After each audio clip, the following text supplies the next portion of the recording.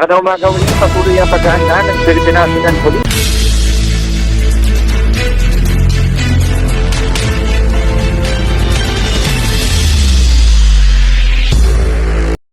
Magandang umaga ulit, patuloy ang paghahanda ng Philippine National Police para sa latag ng seguridad sa ikapat ng Tiga sa Mission Address Putonan, Pangulong Bongbong Marcos.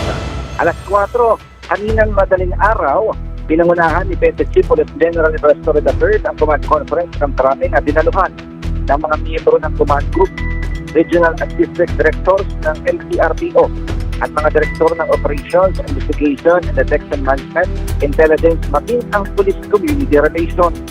At ito rin, ang pagising ng maaga ay maliit na sakripisyo lang kumpara sa tiwalang ibinibigay ng mamamayan sa mga programa ng PNP. Bigyan din niya kahalagahan ng pagkakaisa, magiging mapagmatsyag at maagap na pamumuno upang matiyak ang maayos at payapang pagdaraos ng SONA ng Pangulo.